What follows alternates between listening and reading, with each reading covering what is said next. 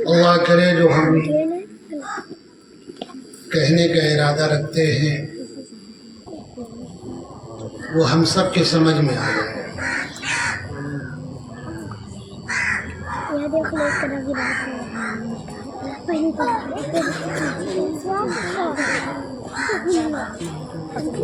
پڑھانے والے کو کیا کہتے ہیں؟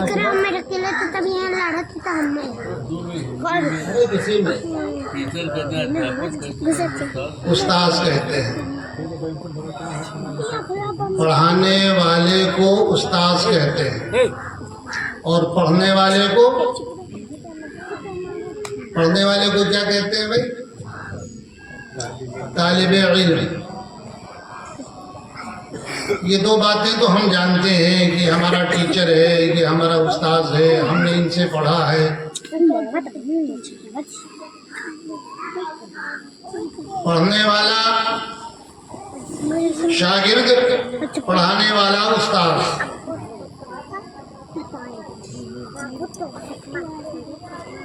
اور ظاہر ہے کہ استاد اور شاگرد کہیں کسی جگہ پر بیٹھ کر کے پڑھائیں گے، تو جو پڑھانے کی جگہ ہوگی وہ کون سی ہوگی؟ اس کو کیا کہیں گے؟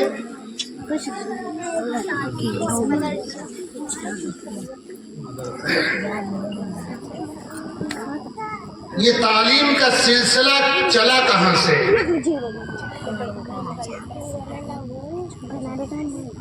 یہ خالی آپ کے چمر پور میں ہے؟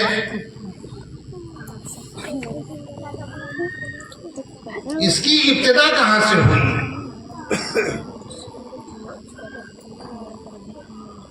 تو ہمیں جناب رسول اللہ صلی اللہ علیہ وسلم نے بتایا کہ جب حضرت آدم علیہ السلام کو اللہ رب العزت نے اپنی قدرت کاملہ سے بنایا اور بنانے کے بعد روح پھونکی،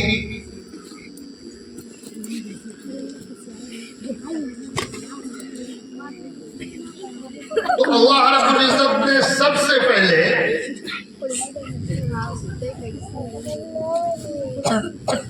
آدم علیہ السلام سے کہا، جس کو قرآن نے نقل کیا ہے سورہ بقرہ میں، وَعَلَّمَ آدَمَ الْأَسْمَاءَ، یہ وَعَلَّمَ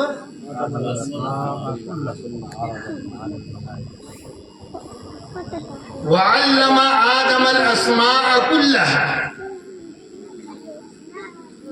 آدم کو سکھایا کس نے؟ اللہ نے۔ اور سکھایا کس کو؟ آدم کو۔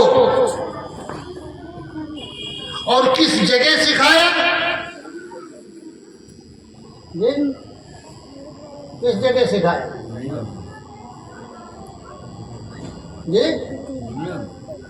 حول ولا قوت الا باللہ۔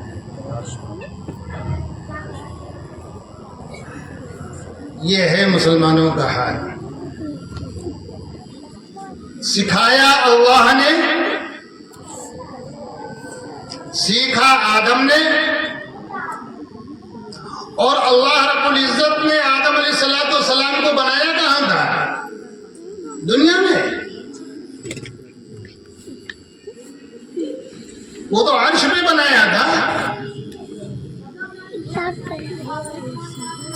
اور بنانے کے بعد اللہ رب العزت نے آدم علیہ السلام کو جنت میں بھیج دیا تھا۔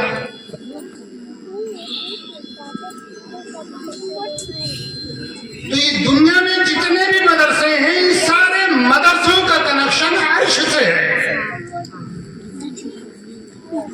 اور پڑھانے والوں کا کنیکشن براہ راست اللہ سے ہے، اور پڑھنے والوں کا کنیکشن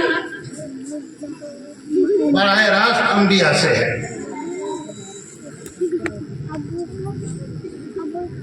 جب اس کی تحقیر کریں گے، اور جب اس کی تذلیل کریں گے، اور جب اس کو مٹانے کی فکر کریں گے، چاہے عملی طور پر، چاہے قولی طور پر، چاہے جس اعتبار سے اس کی توہین کریں گے، اللہ ہمیں معاف نہیں نہیں کرے گا.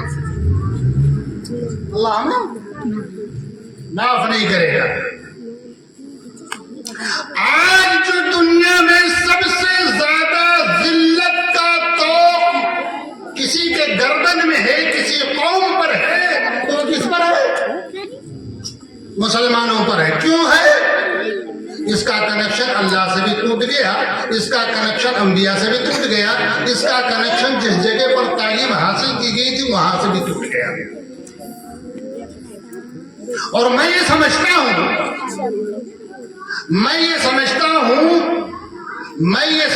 ہوں اور آپ کو بھی سمجھنا چاہیے, اس دور میں پوری انسانیت میں سب سے زیادہ ذلیل نگاہ سے اگر کسی قوم کو دیکھی جاتی ہے, کسی جماعت کو دیکھی جاتی ہے, تو علماء کی ہے.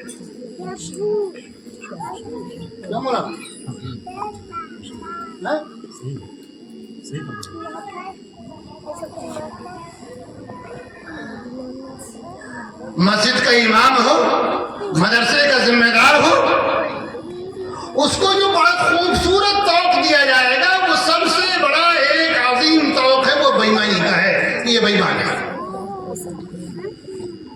کھڑے ہو کر پیشاب کرنے والا مسجد کا جو امام ہے وہ اس پر حکومت کر رہا ہے.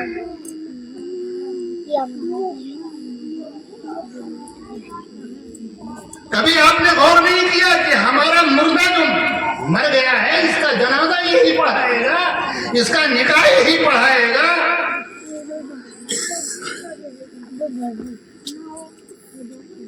انہی تمام بنیادی وجوہات کی بنیاد پر مسلمانوں کے یہ حالات ہیں.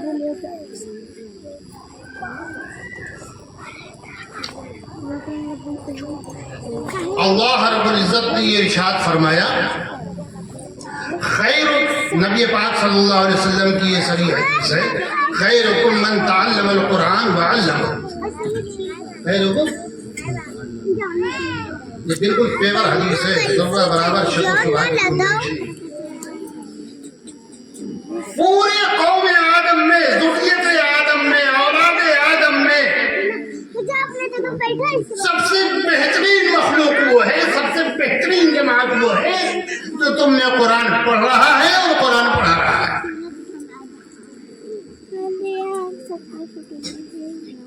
ایسا نہیں کہ قرآن کے پڑھنے کا سلسلہ جو ہے وہ بنتا ہمارا علاقہ میں جانتا ہوں, آپ بھی جانتے ہوں گے.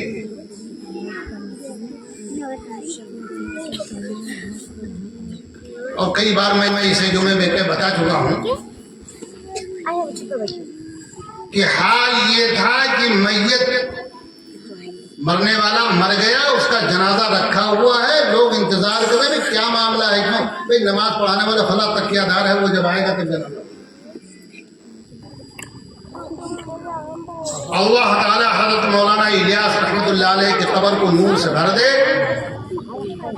اور جنت میں اعلیٰ مقام عطا فرمائے. ایک ایک ایسی تحریک چلائی کہ ایک ایک گھروں میں جا کر کے داڑھیوں پہ ہاتھ لگا کے, پیر پکڑ کر کے, مزدوری کر کے, خوشامد کر کے, گالیاں سن کے, مار کھا کے اللہ کا کلمہ گھروں تک پہنچا. 15 سال پہلے جب میں دورہ کرنا شروع کیا علاقے کا تو کچھ مدرسوں میں مجھے بلایا گیا امتحان لینے کے لیے. تو بچوں سے میں نے پوچھا بھائی کون سی کتاب پڑھتے ہو,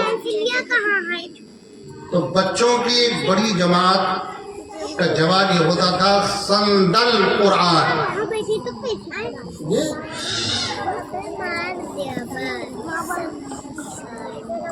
یہ بچوں کا نظام تھا. ہم نے مشورہ کیا اپنے بڑوں سے, اور ایک آدمی کا سب کیا ہے 11 پارہ پڑھ رہا ہے. ہمارے یہاں جب آوے داخلہ لینے کے لیے تو اس کو الف پہ پڑھانا پڑا. کچھ اس میں بھڑک بھی جائیں کہ صاحب کیا کر رہے ہو, ہمارا لڑکا تو قرآن پڑھا ہوا تھا, اتنا پڑھا ہوا تھا, اتنا پڑھا ہوا تھا, یہ کیا کر دیا آپ نے, کیا غضب ڈھا دیا.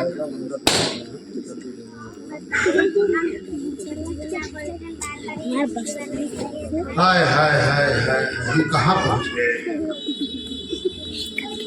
اللہ کا فضل ہے, اللہ کا فضل ہے. آپ نے ابھی یہ جو پروگرام آپ دیکھ رہے ہو اس میں میرا کوئی دخل نہیں ہے, اس میں قطعی میرا کوئی دخل نہیں.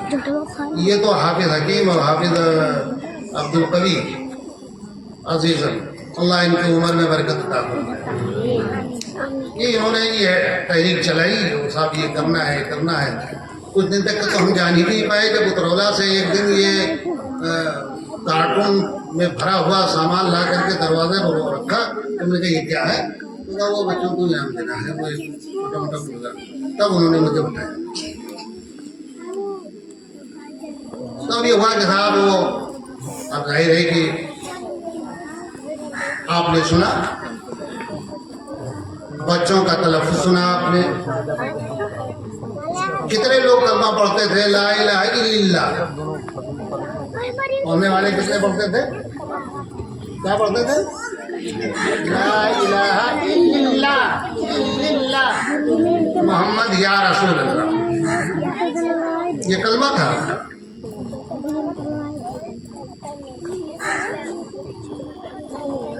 غسل میں کتنے فرض ہیں؟ 3. کون کون سے؟ صابن, تولیہ, گرم پانی. یہ غسل کے فرض تھے. میں کہہ رہا ہوں پورے ٹنکی کا پانی اپنے جسم پھینک لو, فرض ادا نہ ہو, غسل ہو جائے گا؟ اچھا جب غسل نہیں ہوا تو آپ نہ قرآن چھو سکتے ہو نہ آپ نماز پڑھ سکتے ہو. اس مدرسے کے ذریعے سے تحفظ دین کی اور اشاعت دین کی صحیح رخ اختیار کیا گیا. حالانکہ آپ کا تعاون نہیں ملا,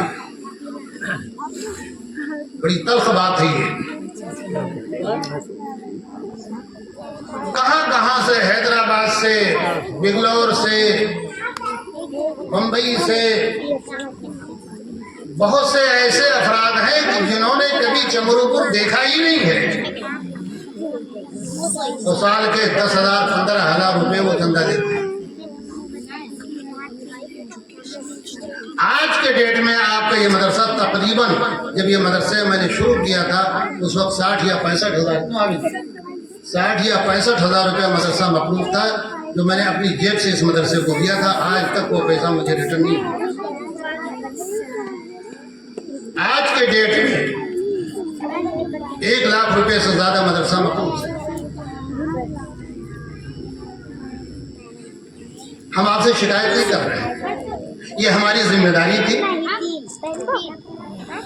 یہ اللہ رب العزت نے علم دیا تھا, اس علم کا صحیح استعمال ہو اس کے لیے ہم نے محنت کی. ہمارے اندر بھی خامیاں ہیں, ہمارے اندر بھی ہیں ایسی خامیاں, لیکن ہم نے دین کو مقدم رکھا. تحفظ دین,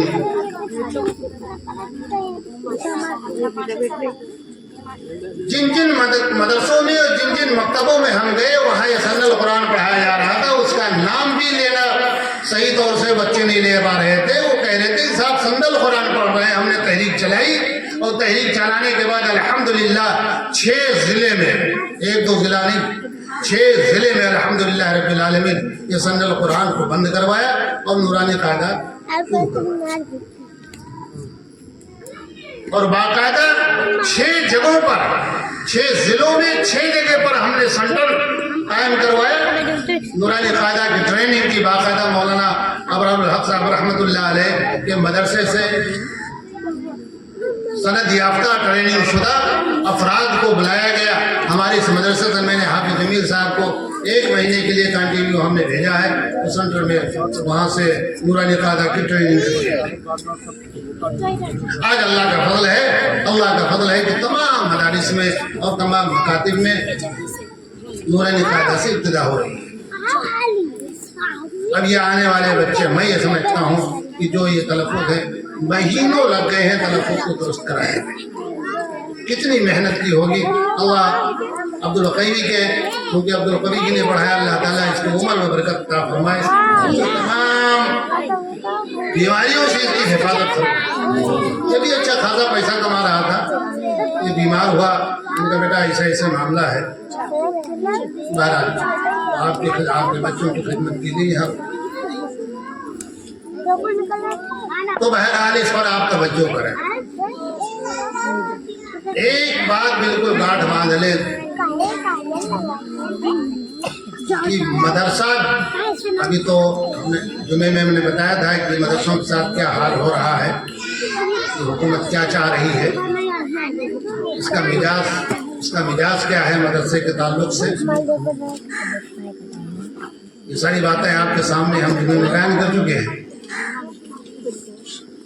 لیکن یقین جانیے ہمارا ایمان ہے، آپ کا بھی ایمان ہونا چاہیے، اگر دین باقی نہیں رہے گا دنیا باقی نہیں رہے گی۔ اور تحفظ دین کا جو ذریعہ ہے، تحفظ دین کا جو مرکز ہے، وہ تحفظ دین کی اور اشاعت دین کا کی جو جگہ ہے وہ جگہ ہے مدرسہ۔ اس لیے مدرسے کی حفاظت آپ کی ضرورت ہے۔